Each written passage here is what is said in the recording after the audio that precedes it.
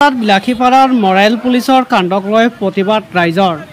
গিয়াছউদ্দিন নামৰ এগৰাকী নিৰ্দোষী ব্যক্তিক একে গাঁৱৰে ইন্দুচালীৰ পৰিয়ালে নিশাৰ ভাগত নিৰ্মমভাৱে মাৰপিট কৰি আহত কৰিছিল।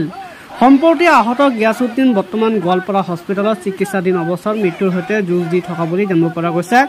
ইফালে সমগ্ৰ ঘটনাক লৈ বিলাসীপাৰা আৰক্ষীয়ে তদন্ত চলোৱাৰ লগতে দুগৰাকী আসামীক গ্ৰেপ্তাৰ কৰি জেল হাজতলৈ প্ৰেৰণ কৰিছে।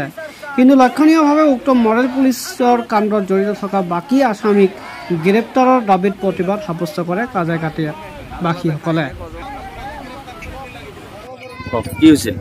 5 তাৰিখত নিশা মৰেল পুলিচে আক্ৰমণ কৰা গিয়াছউদ্দিনে ইতিমধ্যে গিয়াছউদ্দিনে চিকিৎসাধীন হৈ আছে গোৱালপাৰা হস্পিটেলত। আৰু এই আক্ৰমণ কৰা ইতিমধ্যে দুজনক গ্ৰেপ্তাৰ কৰিছে। আৰু ইয়াৰ লগত কোন কোন জড়িত আছে ইতিমধ্যে পুলিচ প্ৰশাসনক লিখিতভাৱে এজাহাৰো দিছে।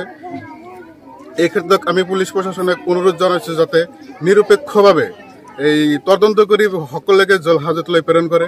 আৰু ইতিমধ্যে কোনোবা আৰু 2-4জন পলাতক হৈ আছে, গতিকে এইসকলক অতি সোনকালে গ্ৰেপ্তাৰ কৰিব লাগে। আজি ইতিমধ্যে গাঁৱৰ সকলো ৰাইজে একগোট হৈ এখন কাৰ্যসূচী হাতত লৈছে। যদি এই কাৰ্যসূচীত যদি পুলিচ প্ৰশাসনে গুৰুত্ব নিদিয়ে ইয়াতকৈ ভয়াৱহ গণতান্ত্ৰিকভাৱে আন্দোলনৰ এখন কাৰ্যসূচী হাতত লাগিলে আমি বিলাসীপাৰা থানা ঘেৰাও কাৰ্যসূচী হাতত নেতৃত্ব আমি আমচুৰ ফালৰ পৰা নেতৃত্ব দিয়া হ'ব। আপনি আমচুৰ কি হয়? মই বিলাসীপাৰা জিলা আমচুৰ তথ্য প্ৰযুক্তিৰ সাধাৰণ সম্পাদক।